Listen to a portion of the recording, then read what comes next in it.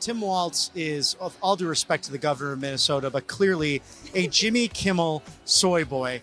And we don't need that. We need traditional masculinity is so important. The right side broadcasters warmed up Donald Trump's Wisconsin rally with cringy takes that were almost as embarrassing as Trump's speech itself. And changing the child's gender without even parental consent. Can you imagine that your child leaves for school and comes home and their gender has been changed? I don't want to get into the details, but it's... Welcome into TYT Overruled. I am your host, Adrienne Lawrence.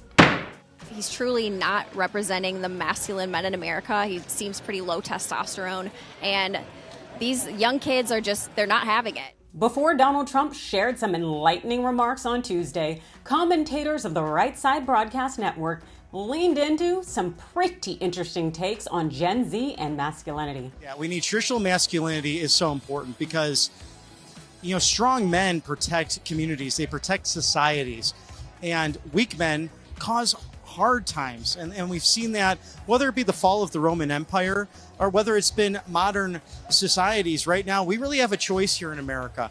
Are we going to be that shining city on a hill, as President Reagan spoke of? Are we going to stay prayed up, as Mark Wahlberg talks about? Wow, Mark Wahlberg must be flattered to be referenced in this discussion on masculinity by the right side. I wonder what other nuggets of wisdom these announcers have to offer. Men, I'm talking to you, my friends. Get into the gym, get into church, serve your communities. You could do that as a single man. You could do that as a married man. Be that example and literally be the group of people that can be that wall against what is evil. I'm guessing masculinity has a dress code. There you go. Doing a little Trump dance. Trump 2024, the American flag, cut off shirts. We love it. I mean, that's the... Once the commentators were done expounding upon the quintessential man, the right's model man began his speech by blaming Joe Biden for his small crowd size. We were up here on Saturday. We had a group, Tommy. I think it was maybe 50 or 60,000 people, and because we were not afforded the luxury of having enough security not because of Secret Service, but because of Washington, I spoke in front of about 700 people, and 50 or 60,000 people weren't able to see. And I think they still love me, but we have to make sure. We have to make sure.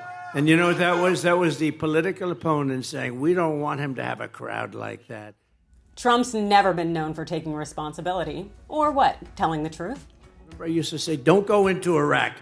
Don't do it. To Bush. Don't do it. Don't go into Iraq. But they went into Iraq. Trump is on the record for supporting the Iraq war, so survey says that was false. What's also false are his inflammatory accusations about his opponent, Kamala Harris. The way I'm outraged that she let in the savage who raped and murdered Rachel Morin. Kamala let her in.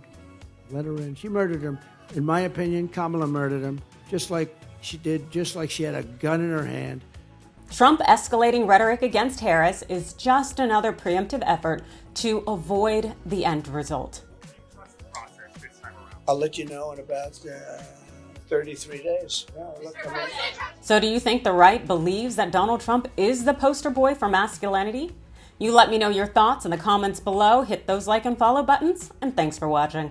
From the Gen Z men especially, they're realizing how emasculating the left is really with their agenda. I mean, look at Tim Walz. He's the face of the Democrat Party right now, right?